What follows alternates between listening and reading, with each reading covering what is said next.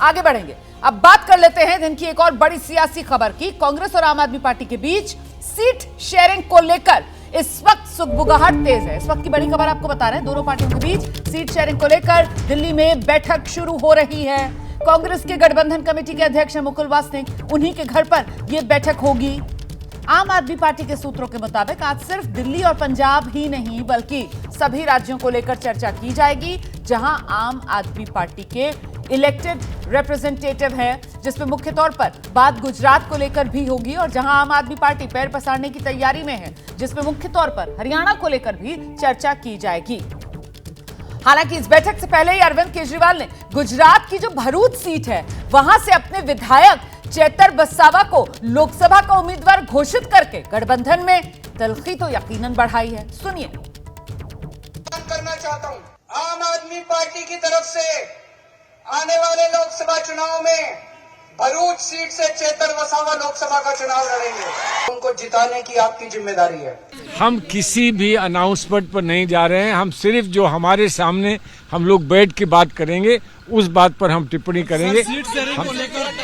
Seat sharing पर अच्छी बातचीत चारों तरफ जारी है और सीट शेयरिंग को लेकर ही आज दिल्ली में कांग्रेस और आम आदमी पार्टी के बीच अहम बैठक होनी है। और ऐसे में वो सवाल जो अब हम आपके सामने लेकर आ रहे हैं, इसी पर जरा पहले बातचीत कर लेते हैं। कांग्रेस और आप साथ या खिलाफ, आज तय हो जाएगा रजत जी?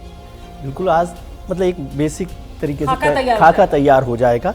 और नाना करते भी जो होता ना गाना, नाना करते साथ तुम्हारे ही आ जाएंगे वैसी स्थिति है। हालांकि जो कल किया अरविंद केजरीवाल साहब ने, मुख्यमंत्री जो है दिल्ली के और संयोजक भी हैं, भरूच सीट बहुत इंपॉर्टेंट सीट है, सामान्य नहीं है। भरूच सीट पर चेतर वसावा को जो उनके एमएलए उनका खड़ा करना तो ठीक है, लेकिन ये कांग्रेस के लिए सबसे दावेदारी वाली सीट मैं समझता हूँ, क्योंकि ये अहमद पटेल साहब का क्षेत्र है जो मतलब 30 साल 40 साल कांग्रेस की राजनीति को करते रहे और सबसे ताकतवर है। और जो मेरी जानकारी थी कि मुमताज़ जो उनकी बेटी हैं उनको शायद इस बार वहाँ से टिकट दिया जाता।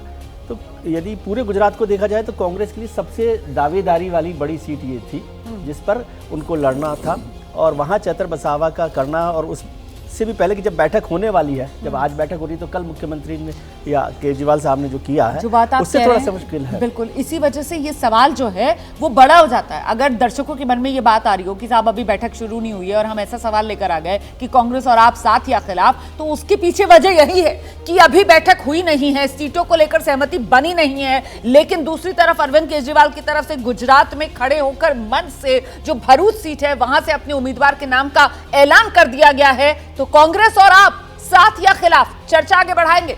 देश का पॉलिटिकल शो समय 12 से 2 देख रहे हैं आप। इंडिया गठबंधन में अब सीट शेयरिंग को लेकर हलचल तेज हो रही है। कल बिहार को लेकर बात हुई, आज बात कांग्रेस और आम आदमी पार्टी में दिल्ली, पंजाब और अन्य राज्य जहां पर आम आदमी पार्टी की तरफ से क्लेम की जा रहा है सीटों को लेकर, उन पर बात होगी। लेकिन उससे पहले ही ये सवाल बड़ा हो जाता है कि कांग्रेस और आप, विनोद जी, साथ या खिलाफ? अरविंद केजरीवाल तो बिना किसी सहमति के उम्मीदवार के नाम का ऐलान कर रहे हैं गुजरात में। देखिए, कांग्रेस और आम आदमी पार्टी के रिश्ते वैसे हैं जैसे दो सौत होते हैं ना, एक पति के 2 पत्नियां होती हैं ना, उनके जो रिश्ते होते हैं उस टाइप के रिश्ते हैं। क्योंकि अब ज़रूरत, अरविंद केजरीवाल वहाँ गए, भाषण दिया उन्होंने और उन्होंने उसी उम्मीदवार को, विधायक उनका जो जेल में बंद है, उसको डिक्लेयर कर दिया। मतलब कम से कम वो जिम्मेदार नेता हैं, उनको इतनी प्रतीक्षा तो करनी चाहिए कि वो सीट मांगते गठबंधन में, वो कहते भाई ये सीट हमें दो, हमारा विधायक वहाँ से जेल में बंद, हम लड़ना चाहते हैं, उसके बाद बातचीत होती।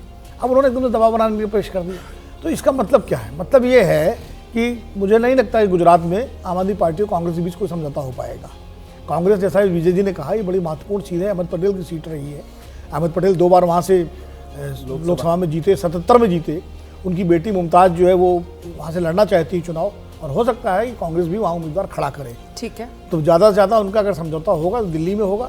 मुझे तो पंजाब में भी मामला बहुत स्मूथ नहीं लग रहा है, पंजाब में हो पाएगा कि नहीं हो पाएगा। तो वो कहते हैं ना, कहीं पे निगाहें कहीं पे निशाना। तो ये वाया गुजरात, दिल्ली और पंजाब की सीट शेयरिंग को लेकर एक दबाव की राजनीति तो नहीं है जो आम आदमी पार्टी की तरफ से की जा रही है? राकेश जी, केजरीवाल जी को जो कांग्रेस पे दबाव बनाने का रास्ता दिखाया नीतीश कुमार जी ने।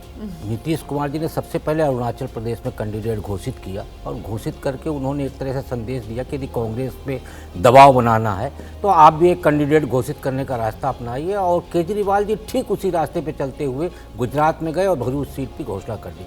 अब सबसे महत्वपूर्ण विषय ये है कि जिन क्षेत्रीय दलों को या अन्य दलों को लेके कांग्रेस मोदी सरकार को हटाने का सपना लेके चल रही है, वही सारे दल उसके लिए मुसीबत बनते जा रहे हैं और सब उसी की कुर्बानी चाह रहे हैं। जैसे समाजवादी पार्टी ने उत्तर प्रदेश में संदेश दिया है कि 8 सीटों पे हमने अपने कैंडिडेट तय कर दिए हैं, 7 सीट वो कांग्रेस के लिए छोड़ना चाह रही है। 7 में से 2 सीटें तो पहले से ही विपक्षी दल नहीं खड़े हो रहे थे, रायबरेली और अमेठी में, यानी कांग्रेस के खाते में 5 सीटें आएंगी।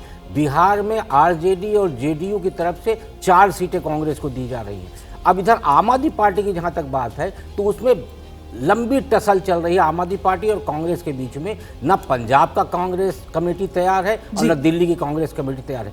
ऐसे में रास्ता क्या निकलेगा, और यदि निकलेगा तो कांग्रेस कितना सहन कर पाएगी, कितना दबाव सह पाएगी, ये महत्वपूर्ण है। जल्दी से सर, शुक्ला जी ने जो कहा, देखिए इस तरह के समझौते अगर होते भी हैं तो नीचे फिर उनका असर नहीं होता, क्योंकि कार्यकर्ता जो है वो नहीं जुड़ पाता है और वोट बैंक भी फिर नहीं जुड़ पाता है, शिफ्ट नहीं होता है। तो ये भी कोई फिर उसका फायदा भी नहीं होता। उत्तर प्रदेश में हम देख चुके हैं सपा बसपा का गठबंधन जो 2019 में हुआ था।